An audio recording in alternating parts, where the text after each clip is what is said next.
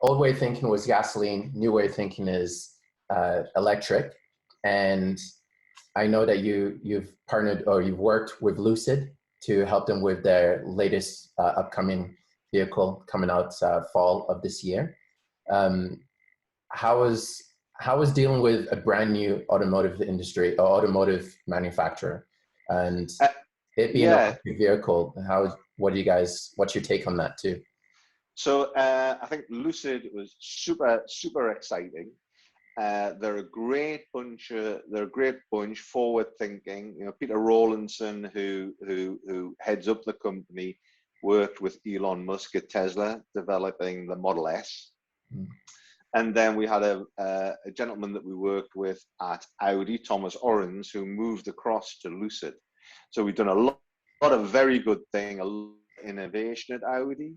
And when he went to Lucid, he thought, hey, there's no better person that can help me to create something totally new for Lucid than Zerolight. So we got involved. They came to see us at CES 2020 in Las Vegas in the January. They didn't have anything, but then by the September, we were launching the car. So in a period of 9 months, we put in a totally connected customer journey covering their studios, which is their version of a dealership, their online presence, their data tracking, and we just connected up the whole customer journey and made it very personalized. Yeah. So I mean, if you look at the three of us, we'll all have different Spotify homepages, we'll all have different Netflix homepages, we'll all have different Amazon pages. Consumers are demanding that level of personalization in the car buying process, and why not? Why shouldn't you have where every single image, video that you get from a car manufacturer should be your car in your configuration? So that's really the journey that we're on with Lucid. They were very good in that they didn't have anything to start off with, so it was that open-minded first principles.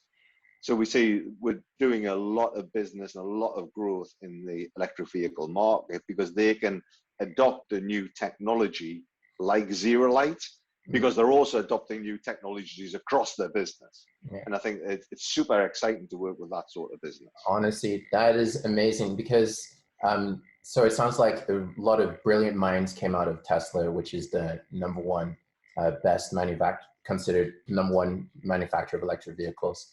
And also having the Model 3 being the most sold electric vehicle in 2020. So for them to be able to grab some minds from them and then start their own little baby and have Zerolight help shape that little process. And when it comes out to be the final launch in this fall, it's kind of a little bit like that was my baby. I had my little hand in there to raise this baby from the growth to the amazing game changer it will be in the electric vehicle industry. So congratulations to you guys to be able to do that, and hopefully more doors open up much like that. Yeah, I mean, it was just a brilliant night on the night in September where they launched the car. You know, we were sitting here watching the traffic, and you could just see those people piling in. You know, it was real time, and that was super exciting. You could see them how engaged they were playing with the vehicle, and it was one of those magical moments. So actually, you know what? This actually reminds me. There's pros and cons to electric vehicles. The biggest thing being like anytime I've taken an Uber and I sat in the back, and the car stops moving, you just don't hear nothing. You're like, okay, is the car even on? And the guy just drives off. Yeah. And I'm like, whoa, what if like I'm a cyclist or I'm a pedestrian and the car just suddenly hits me? And the biggest thing to come out of that is my scream. Like, oh my God, I've been hit, but the car hits anything, the kid, silent killer. So actually a law has been passed in July 2019.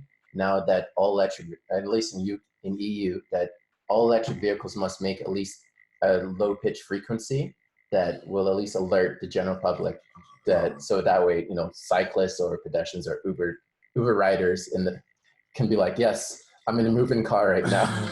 So yeah, I mean, obviously it is sort of ironic as well that you're replacing one sort of pollution with noise pollution. But it's just a changing world. Yeah, and I think that's the world we're living in. It's just a changing world, and habits adopt.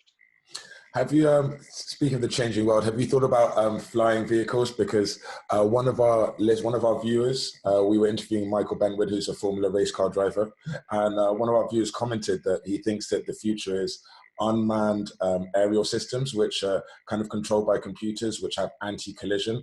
So companies like Uber and Boeing and all these companies that are building flying cars, not electric cars, they will all be controlled like a bit like planes in the towers. Is this also going to look like the Jetsons? You remember? Like exactly, Yeah. But apparently the first cars won't be they won't be manual, so we won't actually be able to drive them around. They'll all be kind of automatic.